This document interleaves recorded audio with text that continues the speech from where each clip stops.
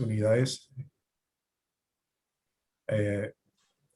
para fortalecer la relación entre las dos universidades y hacer investigación sobre el envejecimiento, la salud mental y el uso de drogas y políticas públicas. Desde ese entonces, ha sido bastante exitoso, fructífero la relación que se ha establecido. Hemos visto más de 37 publicaciones científicas, más de 20 estudiantes e investigadores jóvenes de intercambio en el entorno internacional, casi $800,000 en propuestas financiadas para la investigación y últimamente en torno al COVID-19 hemos tenido unos 15 estudiantes de práctica de Columbia que han estado trabajando con CIS, enfocados en las áreas temáticas de envejecimiento, salud mental y uso de drogas y políticas públicas. Así que muy encantados de anunciar este acuerdo. Han sido unos años muy, muy buenos y con este acuerdo esperamos tener mucho más éxito y por mucho más tiempo hacia adelante. Sin más palabras, paso la palabra a la siguiente persona. Muchas gracias. Muchas gracias a ti, Chris, por comenzar. Y quiero darle la bienvenida a todos quienes nos acompañan hoy en esta instancia en la que oficializamos el convenio suscrito entre la Universidad Mayor y el Maimel School of Public Health de Columbia University. Antes de comenzar, les recordamos que pueden activar la opción de traducción simultánea para quienes quieran escuchar esta presentación en inglés. Lo pueden hacer en la parte inferior de sus pantallas. Queremos saludar de manera especial al rector de la Universidad Mayor, el señor Rubén Covarrubias, al vicerrector de investigación de la Universidad Mayor, Patricio Manque, al gerente de programación y comunicaciones de Columbia Global Center, Chris Molinari, y a la directora de prácticas en terreno en el Mailman School of Public Health, Ana Jiménez Bautista. Asimismo, reiteramos el agradecimiento a todos quienes hoy se encuentran presentes en esta actividad, que simboliza el inicio de una alianza estratégica entre ambas instituciones, cuyo objetivo central es contribuir a una mejora enfocada en la educación e investigación. Esta alianza colaborativa permitirá y fomentará particularmente la investigación de excelencia y el intercambio de estudiantes y académicos. Así que muchas gracias de nuevo a Chris Molinari por sus palabras y invitamos ahora a la directora de prácticas en terreno en el Mailman School of Public Health, Ana Jiménez Bautista, a entregar unas palabras. Muy buenos días. Es un honor para mí estar aquí al lado de el rector Covarrubias y el vicerrector Manque, y también con Álvaro Castillo y Pia Mauri y con Chris Molinari. Nosotros hemos sido grandes beneficiarios y yo le doy la gran bienvenida a este acuerdo porque pienso que va a solidificar lo que comenzamos como una idea de un intercambio bastante simple cuando Esteban Calvo conocimos a Esteban y decidimos intercambiar estudiantes. De inmediato recibimos el apoyo del Centro Global de Chile y de su directora, y comenzamos a enviar estudiantes. En realidad, esto fue el inicio, y a medida que se fue solidificando este trabajo, entonces decidimos y vimos la necesidad de tener un acuerdo que facilitara ya de manera más formal este intercambio de estudiantes, estas investigaciones, etcétera. Y nosotros pensamos que ha sido enhorabuena y en un momento crítico, y que el equipo de investigadores del CIS que trabaja con Esteban Calvo en la Universidad Mayor ha sido de un apoyo excelente. Este acuerdo va a permitir que nosotros podamos dar mayor estructura y que podamos engrandecer el trabajo que ya se ha venido haciendo y que no voy a repetir porque Chris nos dio los números. Y también este acuerdo en realidad llega en hora buena porque, como vamos a ver un poquito más tarde, con la profesora Pía Mauro y el profesor Álvaro Castillo, hay muchos asuntos multinacionales a los que nosotros podemos acercarnos. Nosotros esperamos que este acuerdo también sirva para poder canalizar mayores cantidades de recursos y poder obtener un mayor apoyo de la Universidad de Columbia y de la Universidad Mayor para este tipo de programas y que podamos nosotros engrandecer lo que ya se está haciendo.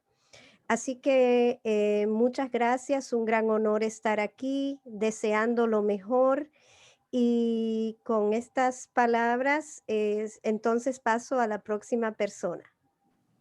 Muchas gracias, Ana Jiménez Bautista, por tus palabras, y a continuación invitamos al rector de la Universidad Mayor, el señor Rubén Covarrubias, quien se dirigirá a los presentes en este encuentro.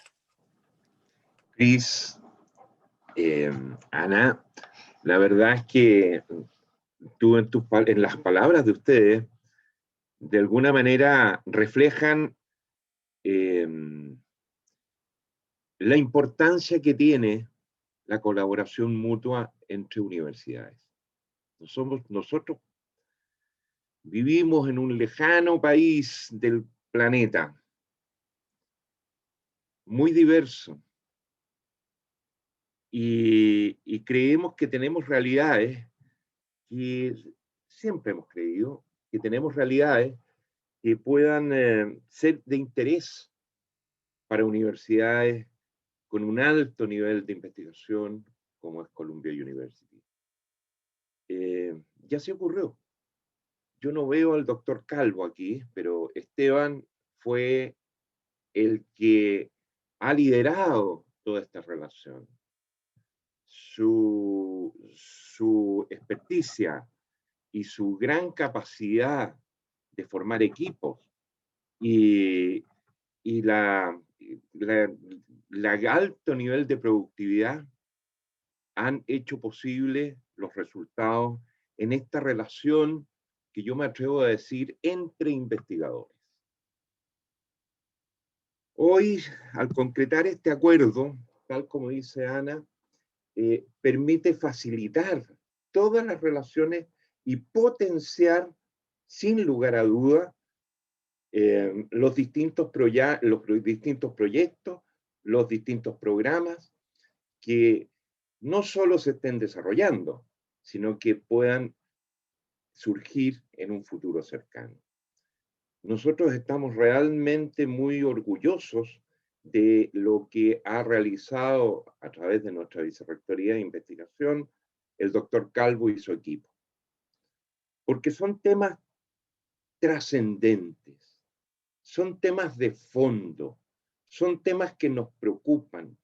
En la previa, estábamos conversando fuera de micrófono, hoy día la exposición de la doctora Mauro y el doctor Castillo es un tema emergente en Chile, es un tema de alto nivel de preocupación, como es la política de drogas.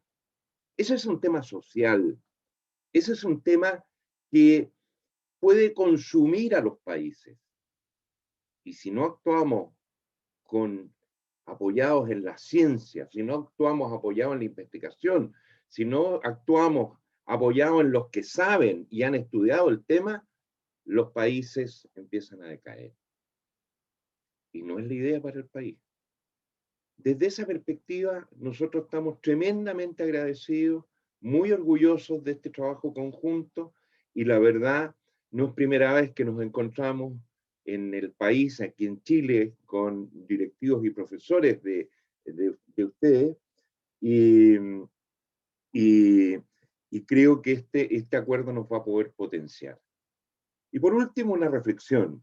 Cris mencionaba un trabajo en este mundo de pandemia, en este mundo que de hace 18 meses nos tiene encerrados.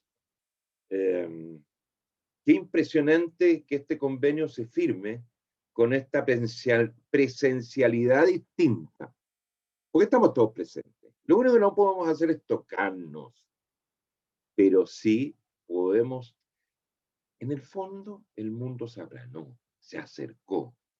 Ustedes están en Nueva York, yo no sé, Ana, dónde estás tú en este minuto, pero la doctora Mauro le preguntaba dónde estaba, en Nueva York, y nosotros en Santiago de Chile. 12 o 14 horas, 12 horas de vuelo sin escala. Y estamos presentes. Y podemos suscribir un convenio, podemos conversar de este convenio y podemos conocer de los avances en las investigaciones de la doctora Mauro y del doctor Castillo. Así que, sin más, muchas gracias y estoy convencido de que este convenio potenciará lo que más nos interesa, las políticas sociales. Muchas gracias. Muchísimas gracias a usted, rector, por sus palabras. Y ahora a todos los invitados los dejamos con las palabras de nuestro vicerrector de investigación de la Universidad Mayor, el señor Patricio Manquia.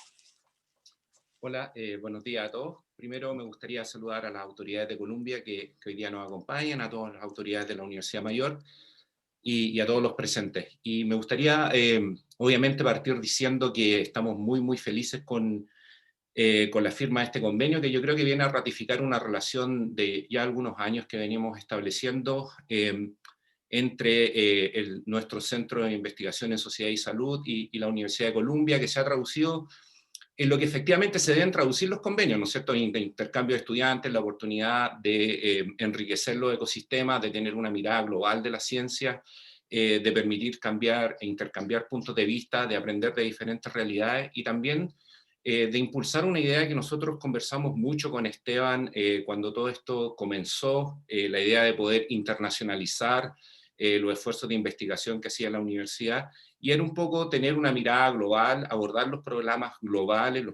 globales que existen en el mundo, pero dándole una mirada local. Y yo creo que hoy día se va a reflejar incluso en la charla que vamos a tener, donde hay dos miradas diferentes, digamos, sobre una misma problemática que es el uso y el consumo de drogas, ¿no es cierto? Y por lo tanto, desde esa perspectiva, yo creo que viene a ratificar este convenio un esfuerzo que estamos haciendo como universidad, primero de internacionalizarnos, segundo, de poder abordar problemas globales y a través de ese abordaje poderlo traducir en soluciones locales que se aplican a nuestra realidad, que por lo que indicaba el rector, en muchos sentidos es muy diferente del resto del mundo, incluso por nuestra localización geográfica. Y lo segundo que quería mencionar es que este tipo de convenios también nos apuntan a una dirección que la universidad está tomando, que es la interdisciplina, ¿no es cierto?, enriquecernos desde el punto de vista interdisciplinario. La idea de poder tener un centro que aborde healthy societies, ¿no es cierto?, sociedades saludables, un poco está muy en línea con lo que estamos haciendo en muchos otros niveles a nivel de la universidad y que podemos y esperamos poder expandirlo también con colaboradores en Columbia University. De hecho, nosotros hemos tenido ya incluso algunos grants con otros investigadores del área de la Facultad de Medicina de la universidad, justamente porque nosotros somos Centro Nacional de Gerociencia, estamos muy interesados en el envejecimiento desde la mirada más celular, de la mirada más de la biología, y yo creo que este esfuerzo que se está haciendo de darle una mirada más a nivel de sociedad, a nivel de individuo, yo creo que va a ir sumando para que podamos enfrentar uno de los grandes problemas que yo creo, más allá de la pandemia, y si en algún minuto esta pandemia termina, que debería ocurrir, tenemos que tener confianza en eso, que es el tema del envejecimiento, ¿no es cierto? Hoy día enfrentamos uno de los grandes problemas que enfrentamos como sociedad es el tema del envejecimiento, y esto tiene múltiples dimensiones. Tiene una dimensión social, tiene una dimensión antropológica, tiene una dimensión sociológica, tiene una dimensión desde la biología y del trabajo que se está haciendo en el CIS, del trabajo que se está haciendo como parte de este convenio, desde el trabajo que estamos haciendo nosotros como Instituto Gerociencia, desde la mirada también que están haciendo otros centros de investigación que tiene la universidad pensando en el cambio climático también como el marco y el escenario donde ocurre esta transformación de nuestras sociedades. Yo creo que todo esto aporta a que la ciencia se está globalizando, se está fortaleciendo, se está internacionalizando, y eso creo que en el fondo son claramente reflejos de este convenio. Y finalmente quería no dejar pasar la oportunidad de destacar el liderazgo que ha tenido Esteban. Cuando llegó a la universidad nos propuso esta idea. Nosotros queríamos desarrollar un área en las ciencias sociales, en las humanidades, que tuviera una mirada que fuera atractiva, que tuviera una mirada que fuera disruptora, en el sentido de poder mirar estos problemas desde la forma más transversal posible, con diferentes ángulos, con diferentes metodologías, con diferentes aproximaciones. Esteban formó un excelente equipo que está constituido por investigadores de diferentes áreas, todos con una mirada en diferentes problemas que nos afectan desde la perspectiva de la salud, de la sociedad, y cómo construir sociedades saludables. Y sin el trabajo de esfuerzo, sin el trabajo, perdón, de Esteban y de su grupo, este convenio no hubiese sido posible. Ha habido una voluntad muy positiva en recibir estudiantes, en intercambiar nuestros académicos. Ha habido un intercambio permanente muy dinámico y estamos muy felices.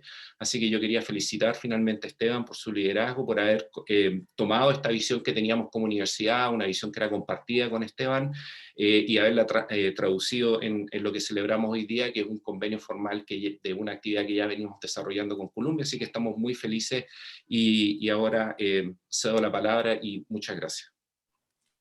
Muchas gracias, vicerrector, por sus palabras, y vamos a dar de nuevo el micrófono a Ana Jiménez Bautista, que nos quiere comentar algo más antes de que comencemos con el conversatorio. Ana Jiménez. Sí, realmente estoy muy emocionada, y al oír las palabras del rector Covarrubias y del vicerrector Manque, quiero decir que para Mailman es muy especial, y es porque exactamente encaja con lo que es la visión de nuestra Escuela de Salud Pública, que es la de un mundo justo y saludable para todos, y de ver la salud como un derecho humano. Y no quisiera dejar de mencionar que nosotros pensamos, al igual que usted, vicerrector Manque, que encontramos una mina de oro en el profesor Esteban y su equipo. Y entonces, por lo tanto, tenemos que mencionar al Butler Aging Center, que es el centro que nos comunicó y con quien Esteban está ligado en la universidad, y que han sido grandes colaboradores de este esfuerzo también al interior de nuestra escuela, junto con la oficina de práctica de campo, que es la que yo dirijo. Así que muchas gracias y muy felices de este día. Gracias. Muchas gracias por tus palabras.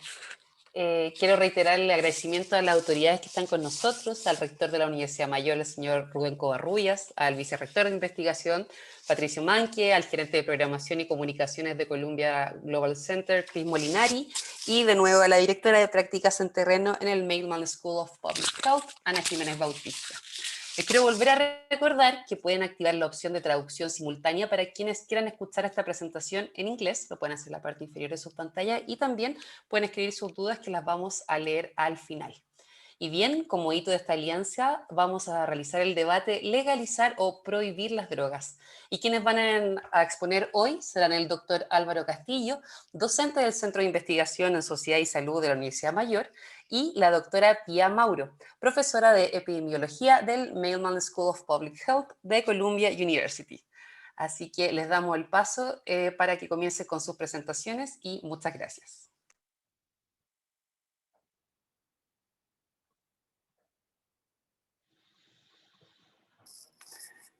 Muchísimas gracias por la oportunidad de poder hablar con ustedes sobre la política de sustancias en los Estados Unidos. Y quiero agradecer al doctor Calvo por la invitación, y a las autoridades de ambas universidades y a Columbia Global Centers. Y también reconocer al financiamiento que recibo de los institutos de salud nacionales en los Estados Unidos, primariamente el Instituto Nacional de Abuso de Drogas, y también a Columbia University. Para enriquecer la discusión, voy a empezar a hablar un poco con información general sobre el uso de sustancias en los Estados Unidos, enfocándome en el uso de cannabis, o sea, marihuana, y opioides. Después voy a identificar cómo distintas categorías de sustancias son reguladas y evaluar efectos de las leyes de cannabis de uso médico. Y terminaré con reflexiones y tiempo para preguntas de la audiencia. Y la meta de todo esto será discutir lecciones aprendidas a través de este experimento y explorar cómo podemos aprovechar el nuevo vínculo entre universidades para beneficiar la salud de gente en ambos países. Así que empecemos. En 2019, más de 20% de personas mayores de 12 años en los Estados Unidos consumieron sustancias. Esta información fue derivada de una encuesta nacional anual que usamos para estimar el consumo y trastornos relacionados con distintos tipos de sustancias y no refleja el uso de alcohol o tabaco solamente. Los 48 millones de personas, o una tasa de 17,5% de la población general que consumieron cannabis, representan 84% de todos los que consumieron sustancias en el 2019. Aún así, la gente puede usar varias sustancias en un año y 3,5% consumieron analgésicos opioides recetados fuera del uso médico y alrededor de 2% consumieron estimulantes como la cocaína o estimulantes recetados.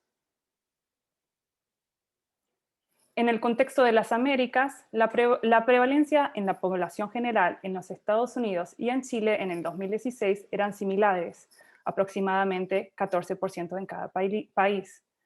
Chile tiene el nivel más alto en América del Sur, aún mayor que en Uruguay en el 2014, que es el año que legalizaron el uso de cannabis en ese país. La prevalencia de consumo de cannabis es más alta en adultos jóvenes de 18 a 25 años que en otras edades, visto aquí en la línea azul. Contrastando aumentos entre adultos, consumo entre adolescentes bajó de un 15,8% en el 2002 a un 13,2% en el 2019. El consumo de cannabis en el último año ha aumentado entre adultos, particularmente desde el 2007, cuando la prevalencia era aproximadamente 10% y aumentando a casi el doble en el 2019, a un 18% entre adultos. El aumento entre hombres adultos fue mayor que el aumento entre mujeres en este periodo. Y este consumo incluye cualquier frecuencia o cantidad de uso en el último año y contrasta el nivel estable de uso entre adolescentes. Cuando nos enfocamos en el uso diario, o por lo menos 25 días por mes, también vemos que la prevalencia entre adultos ha aumentado desde el año 2007, después de un periodo estable antes de ese momento. Importantemente, el consumo diario se mantuvo entre 1% entre adolescentes. El aumento en consumo diario no se ha transformado en aumentos en trastornos asociados con el consumo de cannabis a nivel nacional. Al contrario, la prevalencia de trastornos ha sido estable o disminuido en este periodo y vemos las mismas trayectorias en todas las edades, aun cuando examinando distintas medidas de trastornos.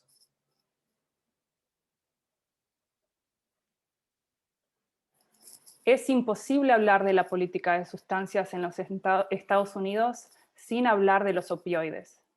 17% de las personas consumiendo sustancias en 2019 reportaron consumo de opioides de forma no medicinal.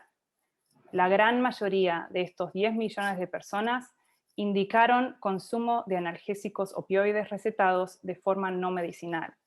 Esto puede incluir personas usando sus propios analgésicos recetados de una forma no indicada o gente obteniendo estos analgésicos sin receta.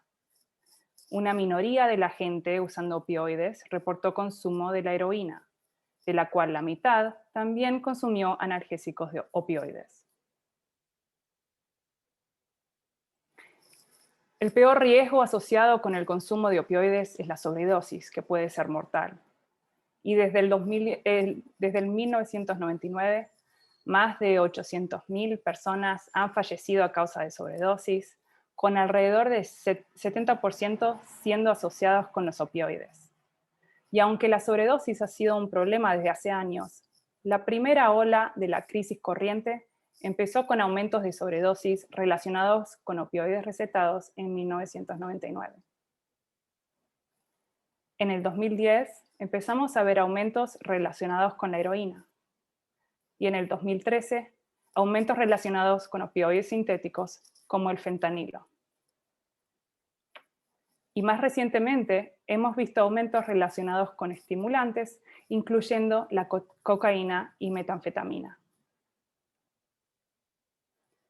La tasa de muerte relacionada con la sobredosis ha aumentado particularmente entre adultos de 25 a 64 años, con la tasa más alta entre adultos de 35 a 44 años en el 2019. Y esta es una crisis nacional, pero también ciertas regiones son particularmente afectadas, como las de Apalache y el sudoeste del país. Y con este contexto ahora podemos discutir la política. The Controlled Substances Act, o el Acto de Sustancias Controladas, es una ley implementada y aplicada a través de la Agencia Federal DEA, o sea, la Administración para el Control de Sustancias. Esta agencia federal está a cargo del control de narcotraficantes y sus consecuencias legales. El acto creó 5 categorías basadas en el uso médico aceptado y el potencial de abuso de las varias sustancias controladas. Las 5 categorías, o schedules, están organizadas de mayor a menor potencial de abuso o riesgo de dependencia y de menor a mayor seguridad de uso médico. La categoría 1 son sustancias con alto potencial de abuso sin uso médico reconocido, incluyendo el cannabis, la heroína y el éxtasis. La categoría 2 son sustancias con alto potencial de abuso, pero con uso médico reconocido, incluyendo la cocaína, metanfetamina y analgésicos opioides recetados. Al estar en la categoría 1, el uso de cannabis sigue siendo ilegal a nivel federal, aunque en 18 estados el uso recreativo es legal para adultos localmente. Las prioridades de enjuiciar casos relacionados con el uso de cannabis pueden cambiar entre administraciones, como los cambios que observamos desde la administración de Bush, Obama, Trump y ahora Biden. Además de las implicaciones legales, esta categorización ha impedido la investigación clínica, limitando la información disponible para informar las leyes y regulaciones.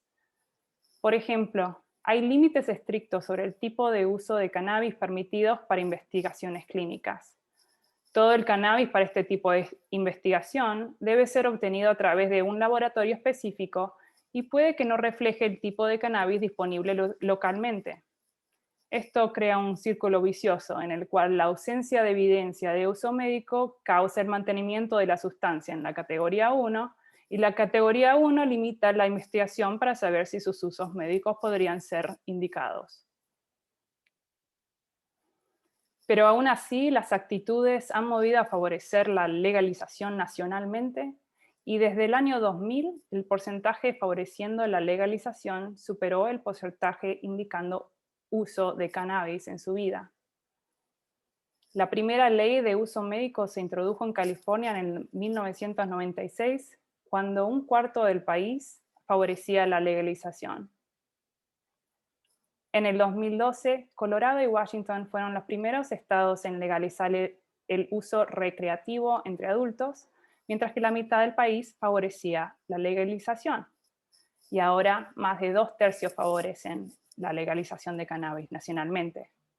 Pero esto corresponde con la distribución del país que vive en estados que tienen algún tipo de regulación de cannabis, sea por uso médico o recreativo. Pero la cuestión de legalizar o prohibir es más que una dicotomía. Aquí vemos una serie de opciones de menos a más extremas. Los extremos son prohibir y aumentar sanciones y derrogar o anular la prohibición completamente. Alternativas discutidas comúnmente incluyen reducir sanciones o decriminalizar, o del otro extremo tener un modelo comercial estándar como el de alcohol.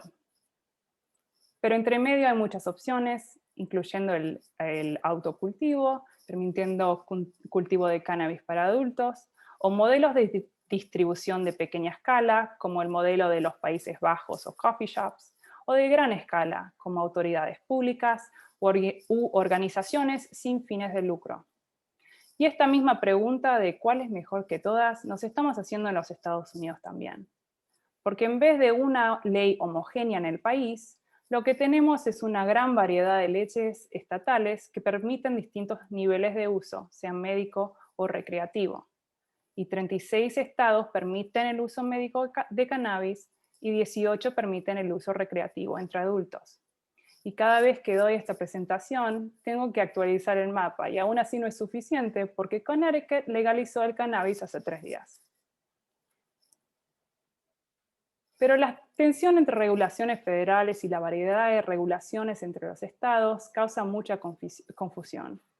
Aquí vemos el nivel de conocimiento de la legalidad de uso médico en los Estados Unidos, con la línea vertical siendo el año que cambió de ley, y en promedio la mitad de los adultos sabían que se permitía el uso médico después de la adopción de la ley, mientras que solo 1/3 de los adolescentes sabían que su uso médico era posible en su estado. En examinar el efecto de las leyes, podemos examinar no solamente los efectos primarios, como el consumo y acceso al cannabis, sino también los efectos secundarios, como el consumo de otras sustancias y efectos en el nivel de tratamiento y de sobredosis. Para demostrar el efecto necesitamos datos longitudinales, ya que hay diferencias en la prevalencia de distintos tipos de sustancias entre estados que aprueban estas leyes y los que no. Una de las grandes preguntas y preocupaciones era si permitir el uso médico aumentaría el consumo entre adolescentes, ya que el inicio en la adolescencia está relacionado con otros riesgos, aumentando el riesgo de trastornos y otros problemas de salud y sociales. La preponderancia de la evidencia indica que las leyes que permiten el uso médico no han aumentado el consumo en adolescentes. Esta evidencia es consistente usando distintas bases de datos y años de estudio. Por ejemplo, en el panel izquierdo vemos la prevalencia de consumo en el último mes entre edades de 12 a 17 años. La línea verde son adolescentes en estados con ley de uso médico, sin ley de uso médico, perdón. La colorada o roja son adolescentes en estados que ya tenían estas leyes antes del principio del estudio en el 2004, y la línea azul son adolescentes en estados que aprobaron la ley en este periodo. Y vemos que la prevalencia antes y después, en promedio, se mantuvo entre 8,5 y 8,8% entre los adolescentes. En quien sí vemos efectos es entre adultos mayores de 26 años, en el panel de la derecha, entre quienes la prevalencia de uso en el último mes aumentó de un 5,9% a un 7,2%. Y aunque también hubieron aumentos en consumo diario después de aprobar la ley en adultos de 26 o más años, estas leyes médicas no influyeron para nada la prevalencia de trastornos entre los individuos que consumían cannabis. Vemos el mismo tipo de asociaciones entre adultos solamente cuando examinamos las percepciones de disponibilidad.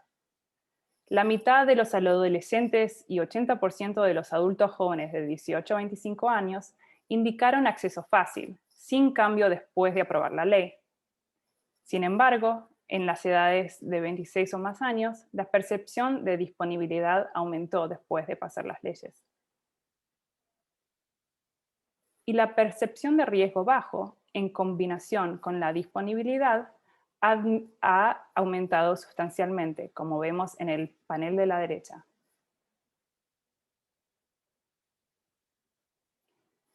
Un mecanismo asociado con la percepción de disponibilidad es la disponibilidad de dispensarios de cannabis.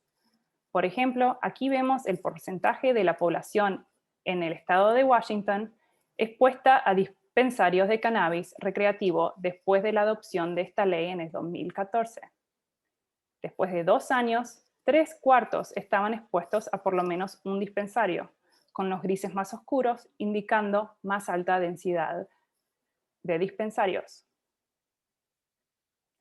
Esta densidad de dispensarios ha sido relacionada con el consumo, específicamente con la densidad más alta relacionado con mayor probabilidad de consumo en el último mes en Washington. Y esta evidencia está de acuerdo con lo que sabemos de la densidad de puntos de venta de alcohol. Y mientras tanto, seguimos monitoreando efectos secundarios en el uso de otras sustancias, especialmente el uso de opioides, a causa de la hipótesis de sustitución, proponiendo un intercambio en el uso de opioides y cannabis. Esta hipótesis fue inicialmente apoyada con reducciones en la tasa de recetas de analgésicos opioides después de aprobar la ley médica y reducciones iniciales en el nivel de sobredosis usando datos de fuentes administrativas. Pero lo que nosotros encontramos es que usando datos de encuestas individuales, estas leyes no resultaron en efectos sustanciales en el uso de analgésicos opioides de forma inapropiada. Y tampoco vimos ningún efecto en trastornos entre gente consumiendo estos opioides. Es más, un estudio del 2019 reportó un cambio completo en la relación entre sobredosis por opioides y leyes de cannabis médico, con tasas más altas en años recientes, notando la importancia de monitoreo continuo de las relaciones entre estos factores. Y ahora terminando con ciertas reflexiones. Primero, que tenemos mucho más trabajo por delante, particularmente considerando la equidad de salud y con mi enfoque particular en el acceso de tratamiento y en consecuencias judiciales. Hay que seguir el monitoreo no solo de los efectos esperados, sino también de los inesperados, considerando necesidades locales y globales como el coronavirus. Y también considerar enmarcar la discusión entre prohibir y legalizar en un marco teórico de la reducción de daños, definido como el conjunto de políticas, programas e intervenciones destinados a minimizar las consecuencias adversas que el consumo de sustancias psicoactivas, legales o no, ocasiona sobre la salud del individuo o la sociedad. Esto puede involucrar acciones para reducir la sobredosis, reducir infecciones como la hepatitis o el VIH, y aumentar acceso y calidad de tratamiento y servicios para consumidores. Estas acciones deben reflejar necesidades locales. Por ejemplo, ya que en Chile la inyección de sustancias no es tan común como en los Estados Unidos, intervenciones para disminuir infecciones deben enfocarse en los bienes parafernales, como las pipas para fumar pasta base, que pueden causar quemaduras en los labios, aumentando el riesgo de infecciones transmitidas por vía sanguínea al compartirlas. Y aquí en los Estados Unidos tenemos una gran necesidad de aumentar el acceso al tratamiento. Por ejemplo, en las zonas rojas donde la disponibilidad de tratamiento es baja en relación con la concentración de sobredosis. Y ahora estamos colaborando con el doctor Castillo y colegas para evaluar el acceso a tratamiento en el Cono Sur. En la línea azul vemos la prevalencia de tratamiento entre personas con trastornos relacionados con el cannabis, la cocaína o pasta base, y vemos un nivel bajo a pesar de la prevalencia de trastornos, siendo similar entre los 3 países en el Cono Sur. Y esta perspectiva de reducción de daños va a seguir siendo importante en el contexto de aumentos de muertes por sobredosis que involucran estimulantes, parcialmente a causa de contaminación de la cocaína, por ejemplo, con fentanilo. En la ciudad de Nueva York, la tasa de sobredosis ha aumentado aún más durante la pandemia, incluyendo sobredosis que involucran cocaína. Y hay reportes recientes de un brote en Brooklyn, por ejemplo, con sobredosis contaminada, con cocaína contaminada. También hay que reconocer los experimentos que están ocurriendo en el oeste, con Oregon siendo el primer estado depenalizando el uso de todas las sustancias, influido por el modelo portugués que ha tenido tanto éxito en disminuir las muertes de sobredosis en ese país. Y quiero continuar a reflexionar cómo la política siempre está basada en cierto marco teórico, aunque a veces no esté explícitamente delineado, pero es evidente a través de las agencias regulatorias, sanciones y también el diálogo social. Y Chile tiene la oportunidad de definir estas prioridades, y en este contexto la comunicación entre políticos y investigadores es aún más importante, y también entre países, así podemos aprender los unos de los otros. Y con eso les agradezco por su atención y espero continuar el diálogo. Perfecto, muchas gracias Pía por tu presentación. Y ahora le damos el espacio a Álvaro Castillo, docente del Centro de Investigación en Sociedad y Salud de la Universidad Mayor. Adelante, Álvaro.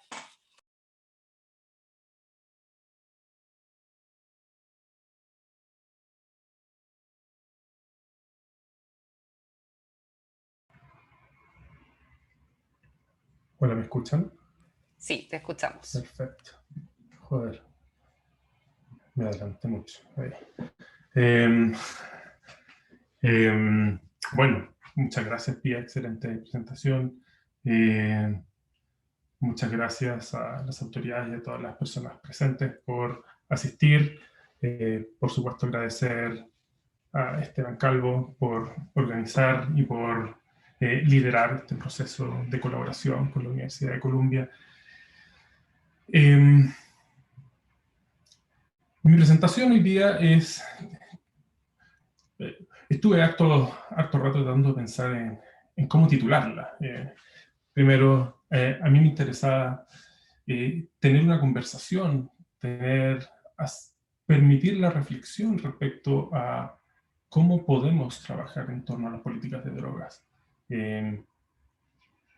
Pía lo mencionó muy claramente, hemos planteado muchas veces esta dicotomía entre prohibir o legalizar, pero hablamos menos de, tal vez una cuestión solamente del lenguaje, de regular o de pensar más allá de estos extremos y ver cuáles son las posibilidades intermedias y cuáles son los riesgos y beneficios también que tienen cada una de esas regulaciones. Aquí muchas de las cosas que yo voy a estar mostrando o comentando tienen que ver con el manejo de expectativas probablemente que se tienen respecto a por ejemplo, a la descriminalización, a la legalización o a la regulación, así como también el destrabar el debate que legítimamente puede darse en torno a las políticas de drogas. Entonces, bueno, el contenido es similar a lo que planteó Pía. En este caso vamos a hablar un poquito de contexto con la magnitud del problema a nivel global, un poco hablar de qué estamos hablando cuando hablamos de prohibir, legalizar, regular, cuáles son los potenciales riesgos, los potenciales argumentos a favor y en contra. En mi caso voy a centrarme y detenerme un poquito más en el caso uruguayo, que es un caso que hemos estudiado por varios años junto a un grupo de colegas, principalmente de Estados Unidos, también colegas de Uruguay y de otros países, y luego algunas reflexiones poniendo también en contexto de dónde estamos en Chile, qué es lo que estamos discutiendo y qué es lo que se puede hacer. Entonces, en términos globales, esto ya lo sabemos, el cannabis es la principal sustancia consumida a nivel global, con 192 millones de personas que declaran consumo en el último año, esto según el último reporte del Informe Mundial de Drogas de Naciones Unidas. Y este reporte, y estos datos son relativamente generales, hablan de la prevalencia de consumo en los últimos 12 meses, no es necesariamente un trastorno por uso, pero vemos que hay importantes niveles de consumo a nivel mundial y esto está claramente liderado por el uso del cannabis, seguido por los opioides y los opiáceos, y seguido por estimulantes tipo anfetaminas y luego cocaínas. Cuando vemos cómo ha sido la evolución del uso de drogas a nivel global, vemos que tiene una tendencia al alza, pero una tendencia al alza no solamente explicada, que va más allá del crecimiento natural de la población global. No solamente vemos que el crecimiento en el uso de drogas supera en aproximadamente 25 puntos porcentuales el crecimiento natural de la población, lo que refleja que hay un fenómeno en expansión a nivel global. Buena parte de esta expansión es explicada por el aumento en el uso global de cannabis, seguido por la emergencia de nuevas sustancias psicoactivas, principalmente de origen sintético, principalmente. Cuando vemos cómo es el mapa, y aquí es imposible no enfocarnos en el tema de cannabis, que finalmente que es lo que ha primado en la discusión que tenemos a nivel nacional y también a nivel internacional. Vemos que el uso de cannabis es bastante heterogéneo a nivel global. Pero vemos también que existen algunos países con algunos circulitos más grandes que reflejan básicamente el nivel de consumo, la prevalencia de consumo en población adulta. Y vemos que países, por ejemplo, como Canadá, Estados Unidos, y este gran punto de acá es Jamaica, lideran el consumo en la región de las Américas, pero seguido muy de cerca, esto de nuevo, insisto, en población adulta, por Uruguay y por Chile. También vemos que en algunos países europeos las prevalencias se asimilan, aunque están siempre por debajo de los países de la región de las Américas, a excepción del caso de Israel, que presenta una de las prevalencias más altas a nivel global. Cuando vemos qué es lo que ocurre entre adolescentes, la situación es similar, pero algo distinta. Aquí por algún motivo no está el Estados Unidos, que está en niveles similares al de Chile. Pero vemos que la distribución del consumo es algo diferente y donde Chile destaca respecto al resto de los países. Chile, esto es algo que notamos en particular con el importante aumento que se reflejó el año 2011, luego 2013 y que se consolidó el año 2015 en población adolescente en Chile. Chile llegó a ser el país con la prevalencia más alta de consumo a nivel global. Según este mapa, algo desactualizado, que hoy 3 países, islas pequeñas en la Melanesia, con datos de hace más de una década, dice que tiene prevalencia algo mayores. Pero cuando vemos aquellos países que han tenido mediciones regulares sobre uso de cannabis, Chile está siempre dentro de los países con mayores niveles de consumo.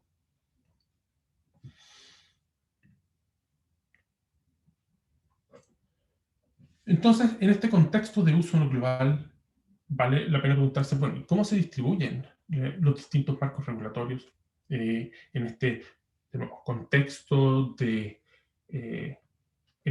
heterogéneo y en este contexto de aumento a nivel global? Primero, y aquí nuevamente una clasificación bien gruesa, vemos que una buena parte del mundo tiene una regulación más estricta en lo que se puede denominar como una prohibición, o donde el uso de sustancias, excluyendo alcohol y tabaco, por supuesto, derechamente está prohibido, pero existen muchas variaciones dentro de eso. Aquí este mapa nos muestra aquellos estados que presentan políticas que no penalizan el consumo, pero sí penalizan todos los actos asociados a la producción, por ejemplo, y a la venta, como podría ser, por ejemplo, el caso chileno.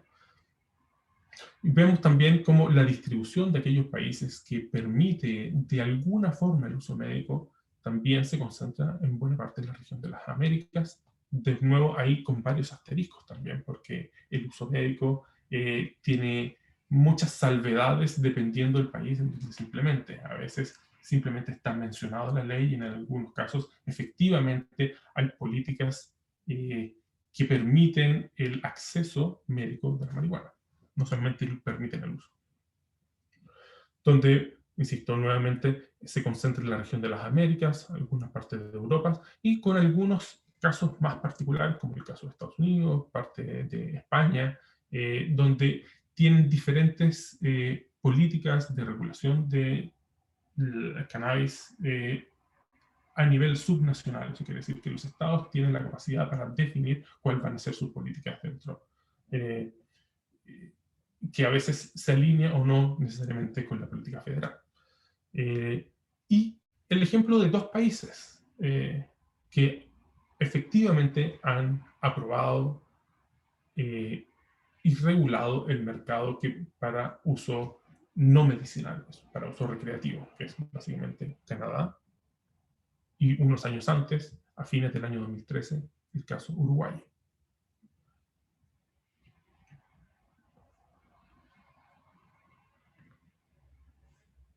Entonces, enseguida, ¿qué podemos esperar de las leyes que legalizan la producción, venta y uso?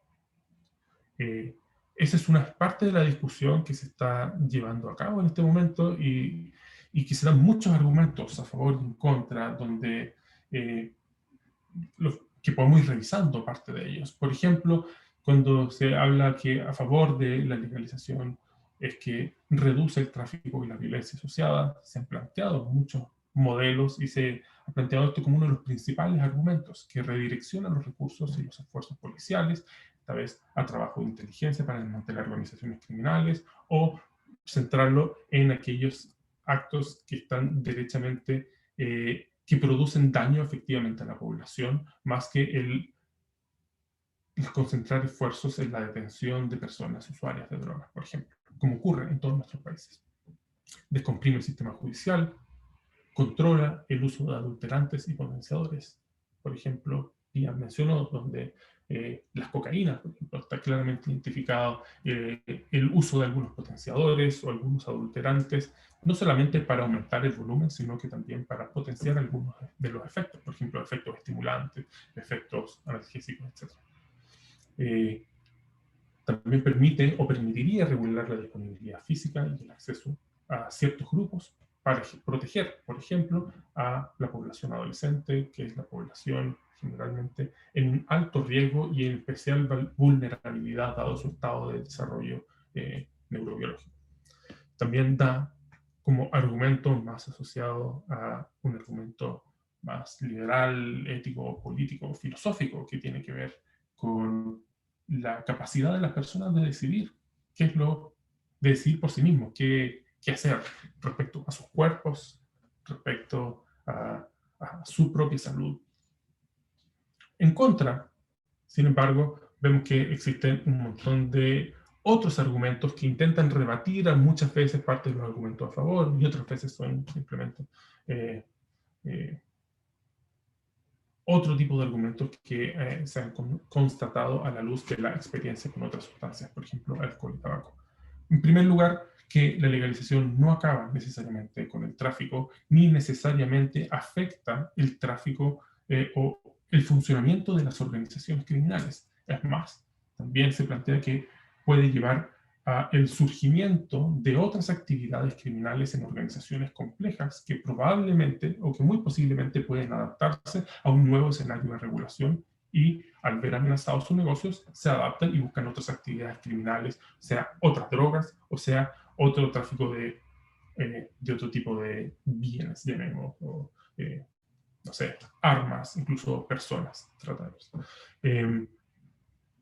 Hay otros argumentos que tienen que ver con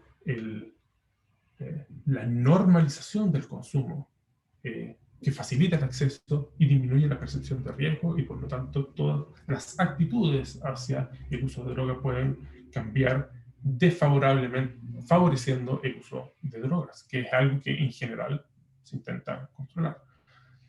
Aumento de los problemas relacionados al uso de drogas y los trastornos por uso de drogas.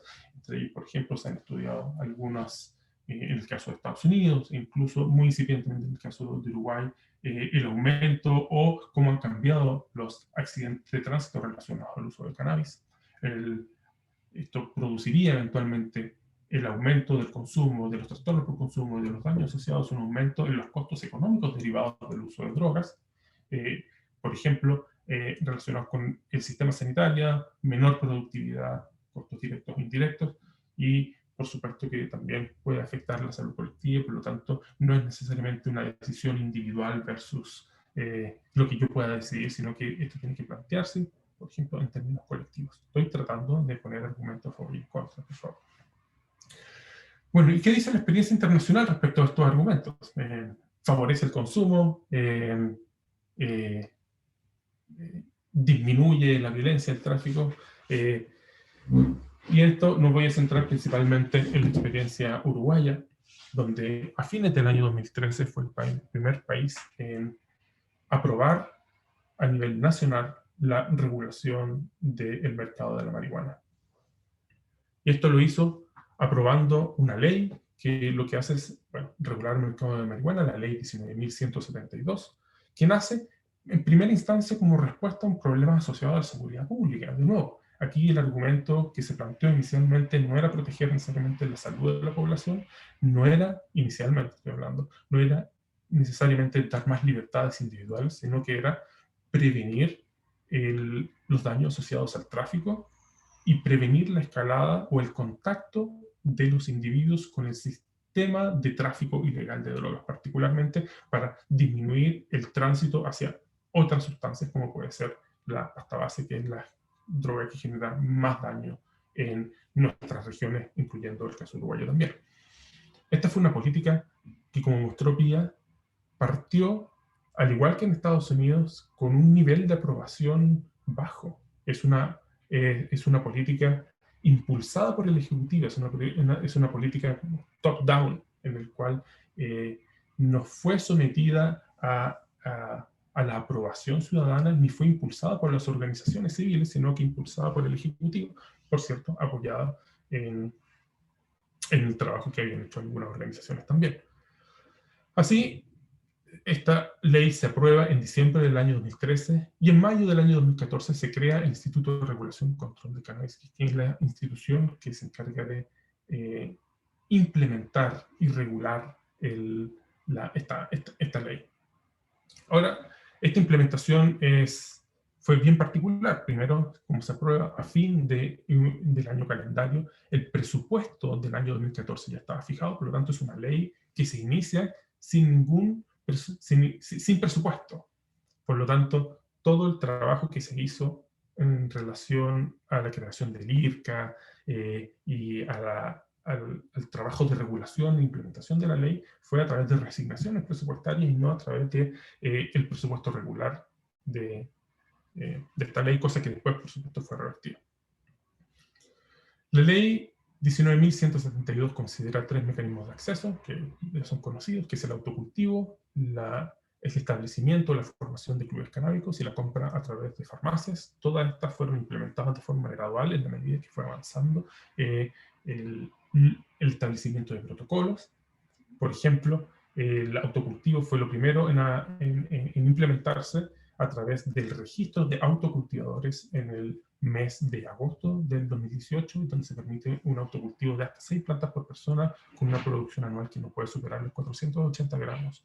Los clubes canábicos también se inicia el registro de los miembros que deben asociarse y deben inscribirse en el IRCA, y donde pueden tener entre 15 a 45 miembros y de nuevo pueden tener hasta 99 plantas con una producción anual que no supere los 480 gramos por socio. Y la compra en farmacia, que se inició de forma mucho más tardía, que es una de las principales vías de acceso al cannabis legal, que se implementó recién en mayo del año 2017, o sea, casi 3 años y fracción después de la aprobación de la ley, y lo que permite es la compra de hasta 10 gramos semanales, o máximo de 40 gramos mensuales, de nuevo, previa inscripción de las personas que quieren comprarse. Estos 3 mecanismos son mutuamente excluyentes, por lo tanto uno no puede ser autocultivador y además ser adquiriente en farmacias.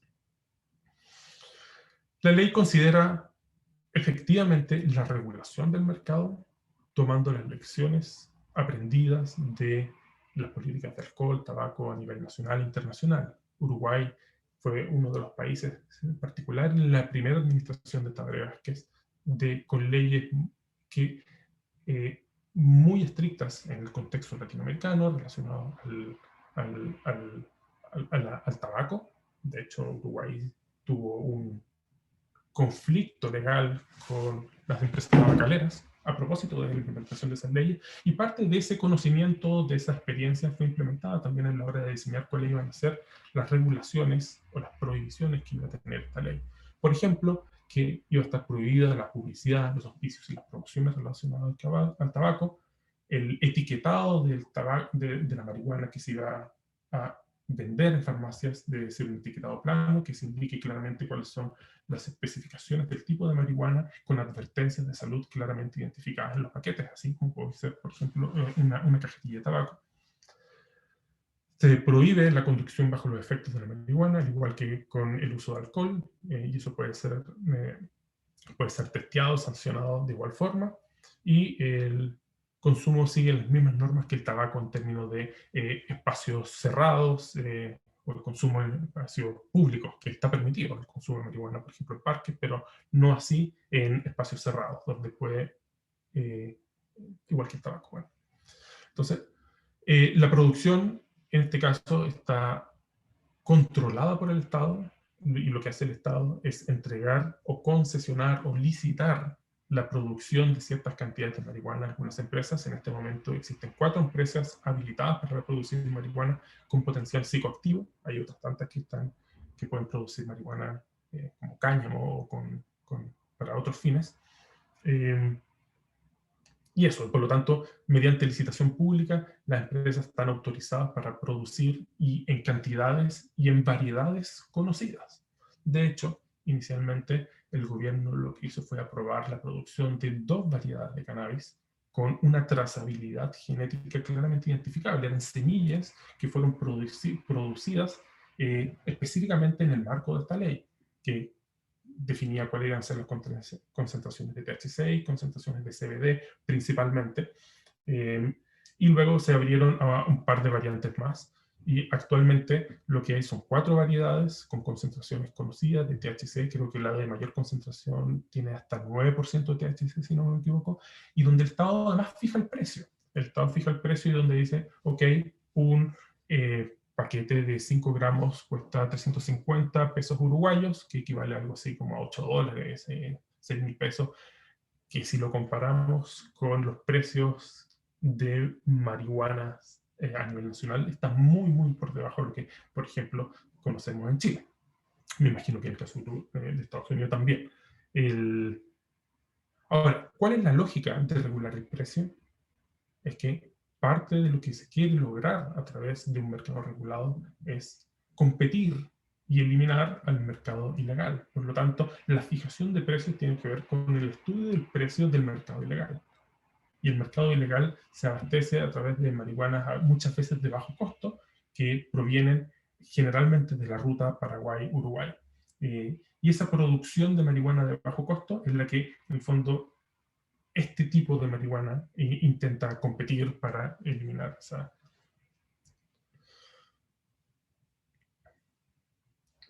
¿Y qué es lo que pasó entonces una vez implementada esta ley en Uruguay? Efectivamente, en el momento en que se implementó, se comenzó a observar un incremento en las prevalencias de consumo, esto por ejemplo en población escolar. De hecho,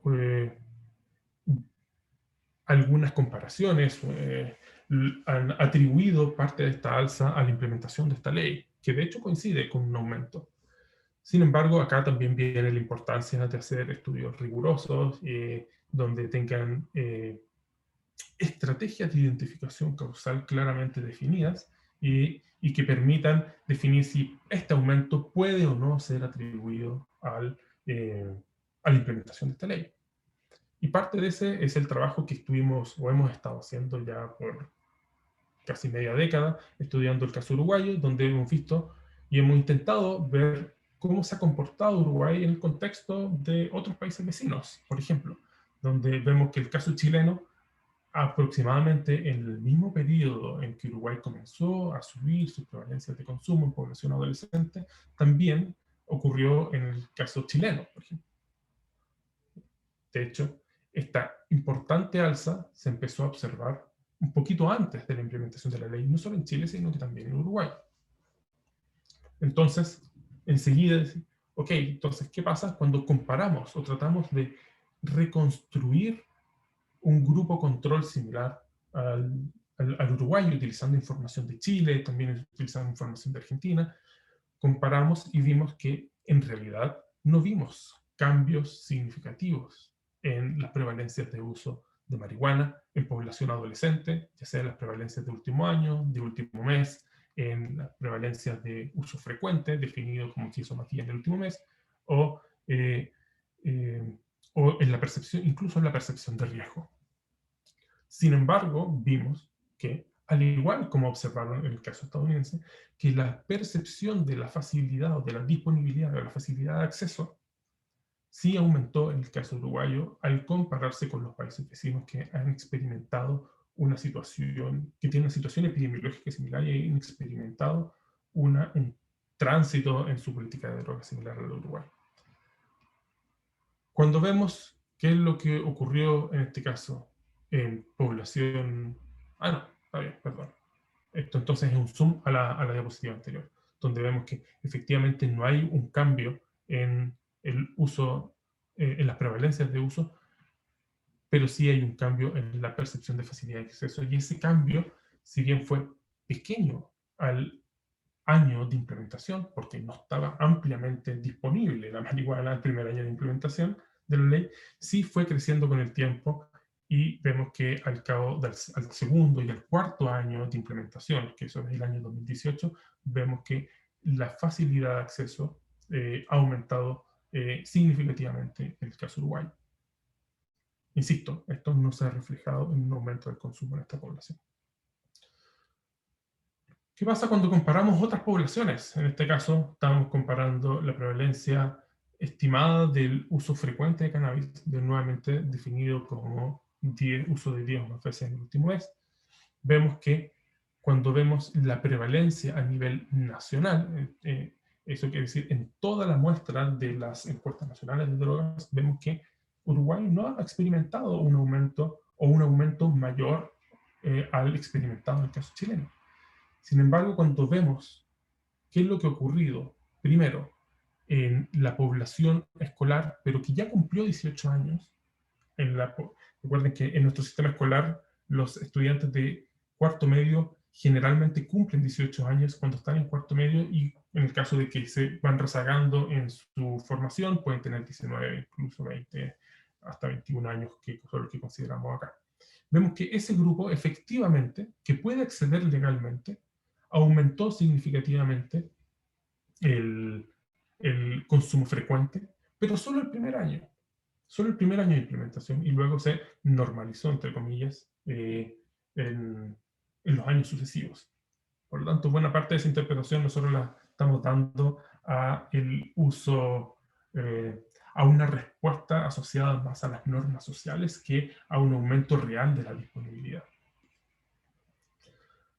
Entonces, cuando vemos qué es lo que pasa en población adulta, esta vez de 26 años y más, vemos que también, al igual que en Estados Unidos, observamos que hubo un aumento, en este caso, en la prevalencia de trastornos por uso de marihuana entre aquellas personas que usan marihuana en el último año, así como en la prevalencia de uso de alcohol, nuevamente entre los usuarios de marihuana.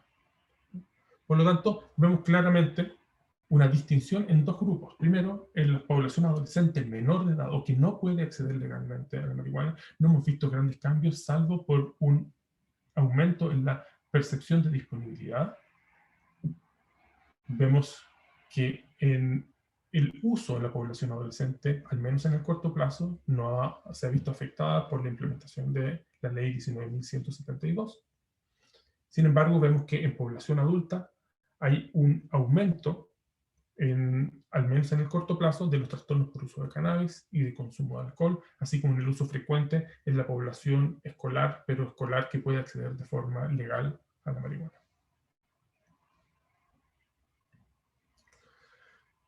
¿Y qué es lo que hay y qué es lo que se está proponiendo en Chile? Entonces, ¿cómo podemos tomar todos estos resultados y ponerlos en el contexto chileno? Primero, y aquí yo parafraseé algunas cosas, no está textual de cómo está la ley 20.000, que es la ley de drogas que tenemos en Chile, donde esta ley, según el artículo 4, lo que dice es prohibir la posesión, el transporte, el almacenamiento o porte de sustancias de drogas psicoactivas, y luego sigue, después dice, al menos que justifique que están destinados a la atención de un tratamiento médico, o sea, por lo tanto, abre la posibilidad de que exista un tratamiento médico, todavía no dice cómo acceder a la marihuana en un tratamiento médico, o a que el consumo es personal, exclusivo y próximo en el tiempo.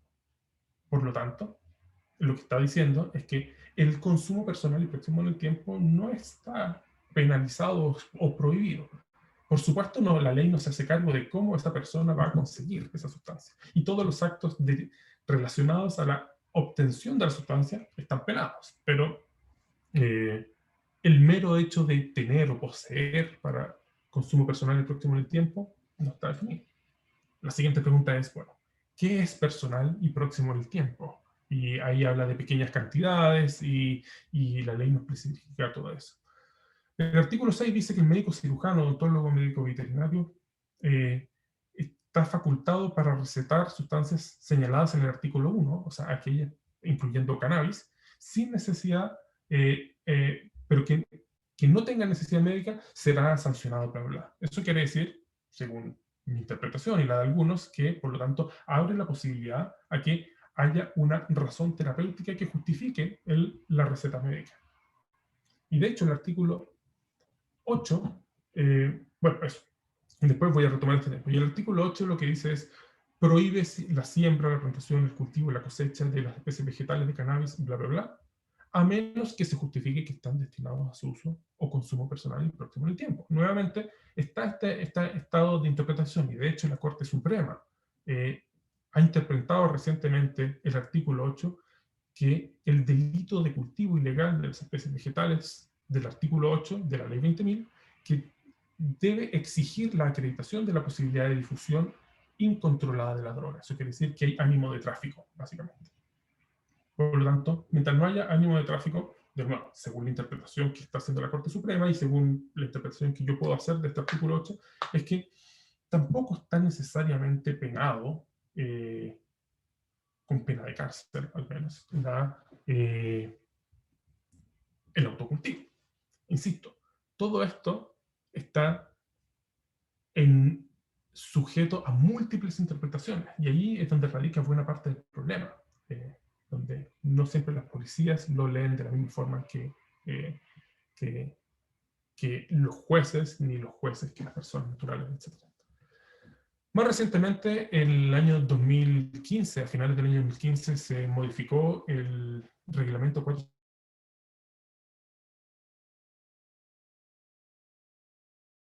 Y lo que se hizo es que el ISP podrá autorizar, se hizo 3 modificaciones, donde dice que el ISP, el Instituto Nacional Instituto de Salud Pública, podrá autorizar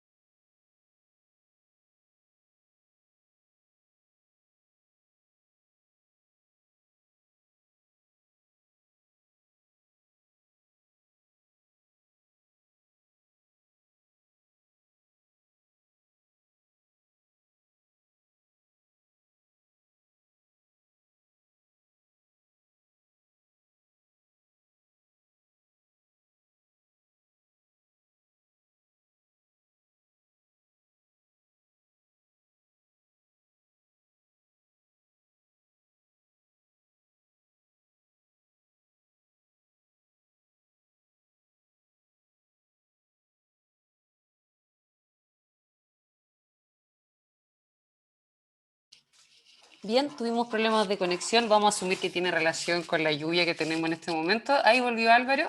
Mientras les quiero recordar que pueden realizar sus preguntas al costado derecho o al final en la barra inferior de sus pantallas donde dice preguntas y respuestas.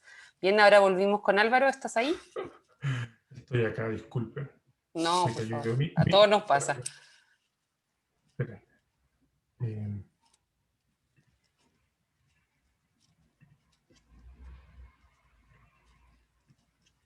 Ahora sí. Ahí se ve bien. Okay. Perdón, entonces lo que permite esta modificación mediante este decreto 84 es que el ISP podrá autorizar el uso de cannabis para la elaboración de productos farmacéuticos para uso humano, cosa que antes no estaba explícito. Las especies farmacéuticas que contengan cannabis podrán expendirse al público en farmacias o la elaboración mediante receta médica retenida. Y el cannabis pasa de lista 1 a lista 2, que eso también tiene algunas implicancias en el tipo de, como mencionaba Pia aquí también, si se puede o no hacer investigación, cuál es el nivel de control que existe de estas sustancias. Entonces, por lo tanto, uno podrá decir, bueno, entonces, razonablemente pensar que en Chile tenemos una ley que da bastantes, o que permite bastantes garantías. Sin embargo, vemos que en la práctica no permite el acceso legal a la marihuana. Vemos que existen habiendo múltiples procedimientos por ley de droga, personas que simplemente tienen porte consumo, que no necesariamente tienen un ánimo de tráfico, o personas que tienen autocultivo sin ánimo de tráfico también. Por lo tanto, toda esa situación ha generado una respuesta importante de la población que reclama modificaciones a la ley de drogas. También hemos visto que ha habido un aumento en la cantidad de homicidios por ajuste de cuentas y por lo tanto de la violencia asociada al tráfico, y hemos visto cómo también ha permeado incluso en algunos casos de corrupción a nivel político. Por lo tanto, siempre está ese temor, y parte de esas respuestas, por ejemplo, lo que plantea el distinguido doctor Francisco Concille y Álvaro Briones en una carta, por ejemplo, que no es la primera vez que por cierto se plantea, es que estamos en momento de hacer un debate, de plantear un nuevo marco regulatorio, por lo menos de discutirlo. Ellos proponen, por ejemplo, legalizar el uso de marihuana y de todas las drogas que sea posible legalizar. En el caso particular de Chile, las drogas sintéticas, dado que no somos productores primarios de la hoja de coca u otras sustancias. Parte de esa propuesta fue incluida, no sé si citando o no a estas personas, dentro del programa presidencial de Daniel Jadwe, que lo que propone es la legalización de las 3 vías de acceso al cannabis, además de un par de acciones diferentes relacionadas con la modificación de la ley 20.000, incluyendo una ley de reparación a las personas o a las víctimas de la ley 20.000 o aquellas personas que han sido procesadas injustamente. Vemos que el caso de Ignacio Briones, estos son los 3 candidatos de derecha donde yo al menos pude encontrar una alusión al tema de drogas. Vemos que Ignacio Briones, al igual que Daniel Jadwe, en el caso de los no chilenos, es el candidato del Partido Comunista, lo que propone Ignacio Briones también es legalizar, también en la tradición súper libertaria, o sea, súper liberal de una tradición económica bien liberal, es legalizar responsablemente el tema del cannabis y eventualmente estudiar otras drogas. No así el caso de Joaquín Lavín, que dice que él se opone a la legalización de la marihuana, y lo que él plantea es promover estrategias preventivas, y el caso de Sebastián Sichel incluso restringir aún más o agravar un poco aún más las sanciones asociadas al tráfico o a las sanciones relacionadas con las faltas a la ley de drogas. Entonces, nuevamente, más allá que una dicotomía, aquí podemos pensar en diferentes estrategias que tome todas las lecciones que hemos aprendido de otros países, de la experiencia uruguaya, que es más cercana de la experiencia norteamericana, canadiense, de otros países del mundo relacionados con el tema de la marihuana. Podemos pensar en cuáles son las lecciones que hemos aprendido de la regulación del mercado de las actuales drogas lícitas como alcohol y tabaco. ¿Cómo avanzar? Aquí creo que no hay una receta, no hay, más allá de decir hay que regular, hay que legalizar, hay que seguir prohibiendo. En realidad lo que tenemos que hacer es seguir realmente estudiando y viendo cuáles son las posibilidades de cambio que tenemos. Por ejemplo, estudiando las experiencias y buenas prácticas en el mundo. Parte de eso lo revisamos acá, pero se puede hacer de forma mucho más sistemática, detenido y viendo cuáles son las similitudes con el sistema chileno, sistematizando y analizando la experiencia nacional de drogas legales. Por ejemplo, ¿qué es lo que sabemos de la regulación del tabaco? ¿Qué es lo que ha funcionado? ¿Qué es lo que no ha funcionado? Lo mismo con el alcohol. ¿Cuáles son las posibilidades reales que tenemos de regular el mercado del alcohol? cuáles son las presiones que tiene la industria, por ejemplo, para implementar regulaciones, etc. Evaluar, que tenemos varias modificaciones legales, varias políticas y varios programas que no han sido adecuadamente evaluados y que pueden entregarnos información rica para avanzar en una discusión informada.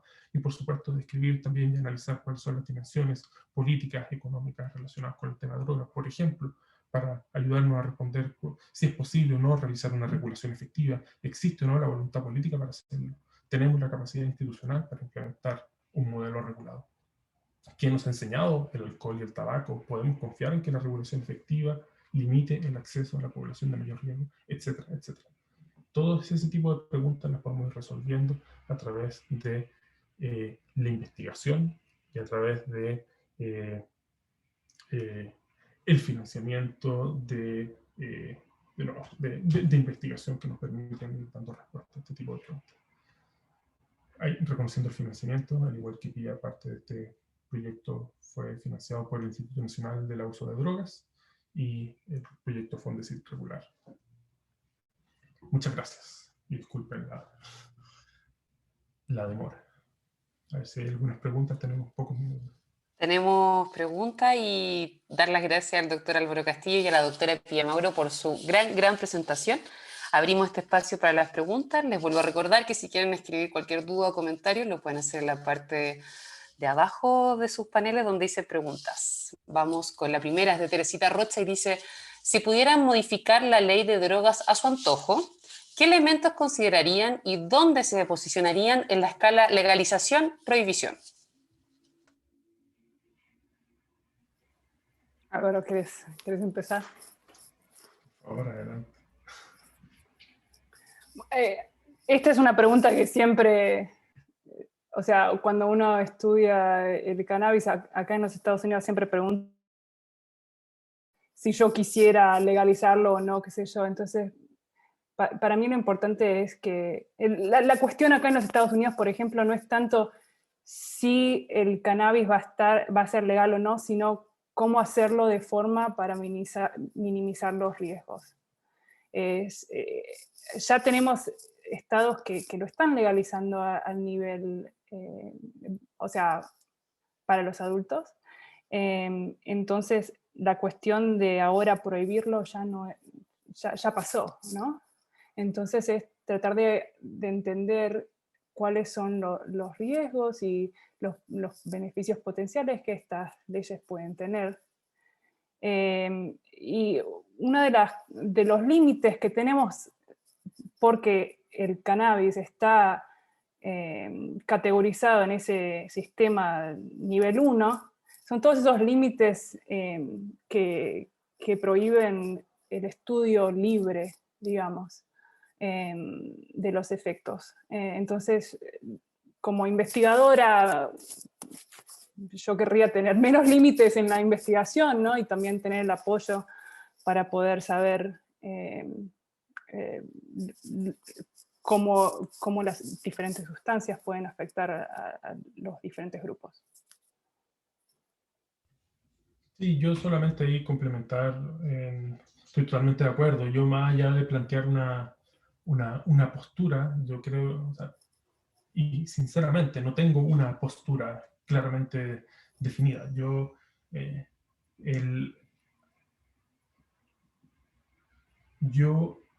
concuerdo, hace unos meses atrás, Juan Pablo Luna escribió una columna en CIPER bien interesante respecto a este tema, donde el título era "No hay balas de plata", lo cual la legalización no va a venir a resolver el problema del tráfico, de eso yo estoy convencido, y no va a resolver el problema de la violencia asociada al tema de drogas. Incluso si lo hacemos con todas las drogas. De eso estoy bastante convencido. Por supuesto no tenemos evidencia de eso. Pero también creo que hay espacios para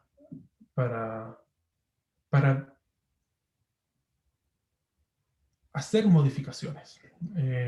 Hacer modificaciones que, de nuevo, minimicen todos los riesgos asociados, como decía Pía. y tome todas las lecciones aprendidas que hemos acumulado.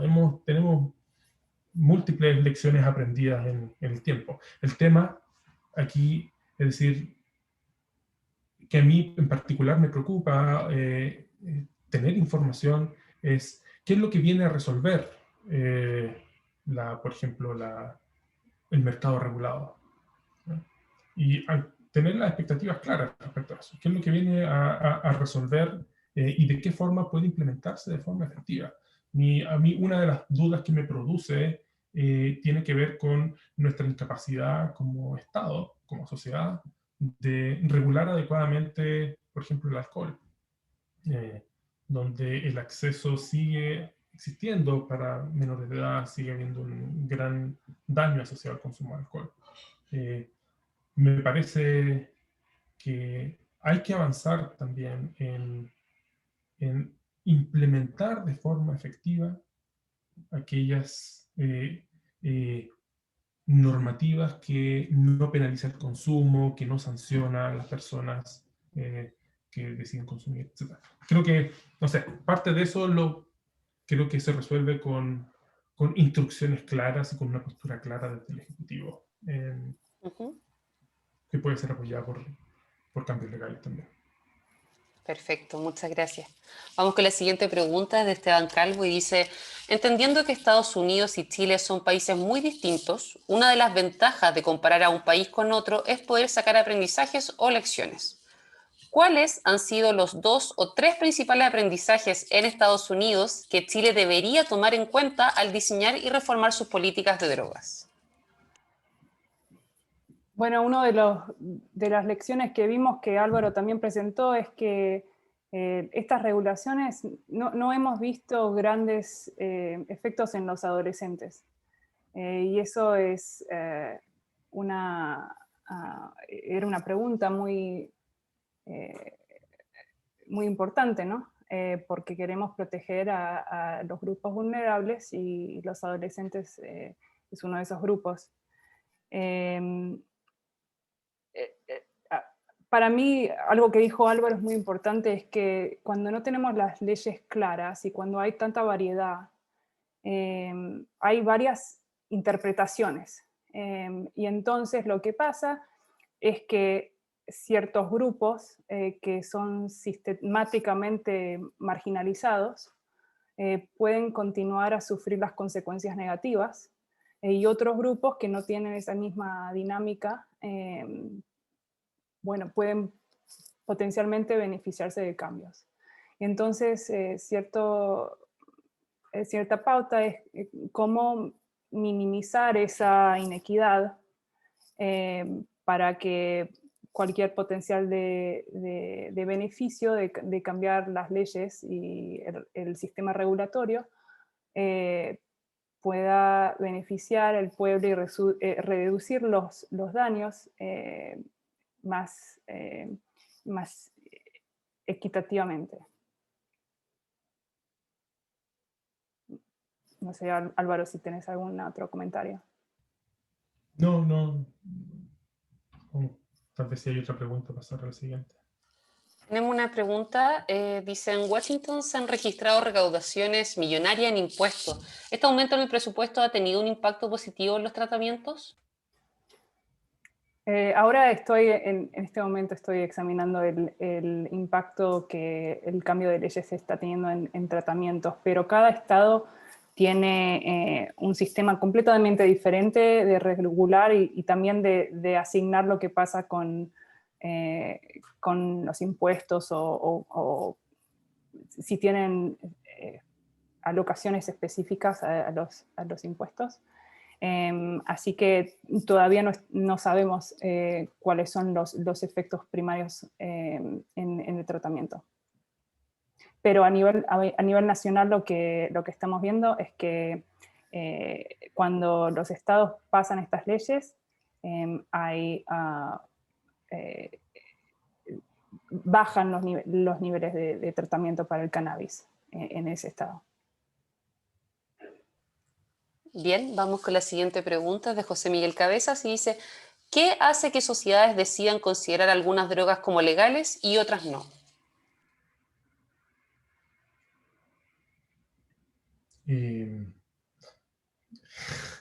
O sea, yo creo que la respuesta a eso es principalmente una cuestión histórica.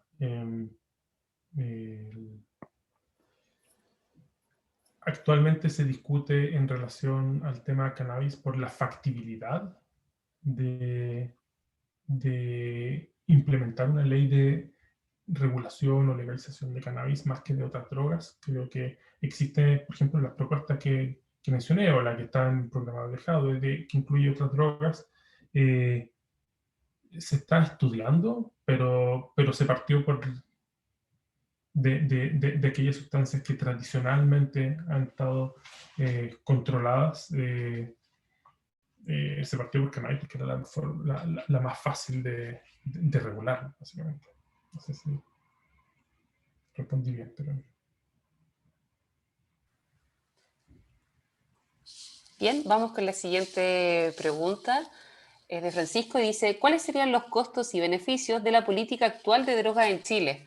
Los chilenos hoy gastan al menos $1 millón al día en drogas que van directamente al narcotráfico. De ese millón, la mayor proporción es marihuana. Sí, yo creo que esa es una estimación además conservadora. Posiblemente, o sea, a mí no me cabe mucha duda de que tal vez quitándole el mercado, regulando el mercado, uno puede quitarle una proporción de ese ingreso a las organizaciones criminales.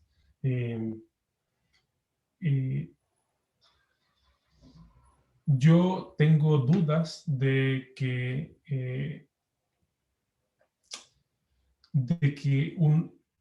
una regulación va a ser efectiva en quitarle los recursos o una buena parte de los recursos, incluso a las organizaciones criminales que viven de esto, básicamente. Por lo tanto, yo creo que estamos subestimando la capacidad de adaptación que puede tener una organización criminal, ya sea hacia otras sustancias. Incluso en la misma propuesta de Francisco Consille, ellos dicen, ok, drogas sintéticas y marihuana, pero mi contrapregunta sería, bueno, eso abre tal vez la posibilidad de que se facilite el acceso o aumenten los ingresos por otro tipo de sustancias. Por ejemplo, en el caso de Chile, por suerte, por el momento tenemos niveles muy, muy bajos de uso de opioides o drogas por vía inyectada.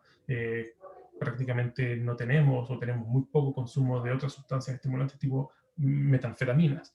¿Qué pasa, por ejemplo, con el mercado de esas sustancias cuando uno le quita el negocio de la marihuana? Estoy pensando en efectos indeseados que pueden haber. Invitamos a Francisco, que él hizo la pregunta, Francisco Consille, si quiere desarrollarlo un poco más. Francisco, ¿está ahí? Sí, sí, muchas gracias. ¿Me escuchan? Sí. Te escuchamos. Bueno, muchas gracias a Álvaro y Pía. Yo la verdad que la pregunta tenía dos partes. La primera parte era sobre la política actual. Lo que uno ve es que ha sido una obsesión de evaluar lo que está ocurriendo en Uruguay y en aquellos estados de Estados Unidos que tienen un marco regulatorio distinto. Pero yo no veo la misma obsesión y el mismo interés por evaluar la política actual de drogas, particularmente en Chile. Entonces, justamente la otra parte de la pregunta tenía que ver cuáles son los costos y beneficios de la política actual, cuando en esta política actual el consumo de marihuana sea 4 o casi 5 veces más que hace un par de décadas atrás, y el acceso a la droga es simple, tenemos el narcotráfico con una gran preocupación. Entonces, también, junto con interesarse en evaluar qué está pasando por fuera, la evaluación de la política actual me parece que es crucial. Muchas gracias. Sí, bueno, yo no puedo estar más de acuerdo con ese comentario. Ahí también, creo que en mi última diapositiva, en fondo, hacia dónde seguir, creo que el componente de evaluación es clave. Nosotros tenemos la intención de trabajar en esta área en los próximos años. Tenemos proyectos en evaluaciones, buscando financiamiento para hacer evaluación de lo que existe actualmente en Chile, no solamente de las drogas legales, sino que también de los cambios normativos o los cambios incluso sociales asociados a las drogas ilegales también. Por lo tanto, no puedo estar más de acuerdo de que eso es muy relevante de estudiar, pero también ahí tiene que haber voluntad de querer estudiar eso, y por lo tanto, y esa voluntad se tiene que transformar en el financiamiento de la investigación. Y creo que es como el punto de tope en este momento que esperamos podamos revertir en el corto plazo. Perfecto, muchas gracias Francisco Councillo por su pregunta. Vamos con la siguiente de Freddy Mujica y dice: el dilema de legalizar el cannabis, por ejemplo, ¿se les hace parecido cuando era ilegal el tabaco y los licores y tomando los problemas que estos causan en la salud?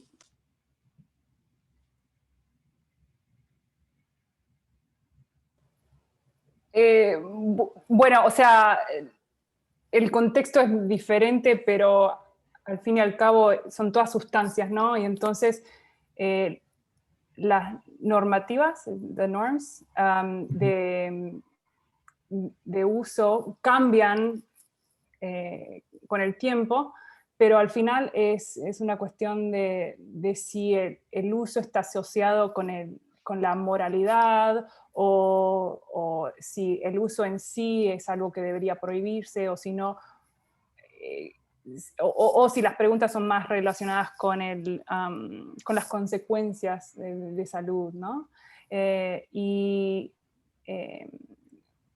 los Estados Unidos tuvimos ese momento de prohibición de alcohol, que también estaba haciendo ciertas pautas de que el uso de alcohol era algo inmoral.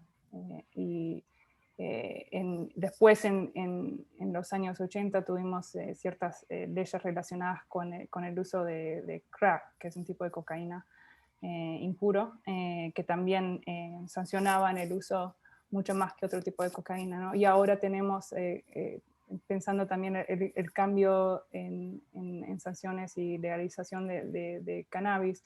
Entonces, la cuestión es la misma, o sea, de qué es más importante, es limitar el uso o limitar los riesgos, reconociendo que ninguna ley va a eliminar el uso completo, porque aún la prohibición, en un sistema que prohíbe el uso, todavía hay gente que consume estas drogas, aunque estén prohibidas. Entonces vemos que una ley de prohibición es una ley de legalización es una ley, y ninguna ley va a eliminar el uso completo. Entonces en ese marco sí, el dilema es parecido. Y la pregunta es, ¿cuál es la meta de la ley? ¿Cuáles son las prioridades del país que está tomando que puede motivar una ley sobre otra? Perfecto, muchas gracias de nuevo a la doctora Pía Mauro, quien es profesora de epidemiología de Mailman School of Public Health de Columbia University, y también muchas gracias al doctor Álvaro Castillo, docente del Centro de Investigación en Sociedad y Salud de la Universidad Mayor, por este gran conversatorio que tuvimos, y gracias también al público que mandó sus preguntas. Y ahora, para cerrar este hito para la Universidad Mayor, invitamos de nuevo a Patricio Manquia, el vicerrector de investigación, para que nos dé nuestras últimas palabras. No, yo solamente quería agradecer a nombre del rector, a nombre mío, a nombre de la universidad por esta conferencia. Felicitaciones, Pía, Álvaro, muy interesante. Yo creo que este es un debate que se está dando muy fuerte en Chile. Yo creo que es importante ir conociendo todas estas miradas, sobre todo porque son dos realidades diferentes y yo creo que podemos ir aprendiendo de ambas. Así que solamente agradecerles por la presentación, agradecer a todos los invitados por participar, por estas interesantes preguntas que también ocurrieron y felicitar una vez más a todos los participantes, al CIS, a nuestro centro de investigación, a Columbia, y estamos muy felices con la firma de este convenio. Esperamos poder continuar trabajando en conjunto, así que muchas gracias a todos.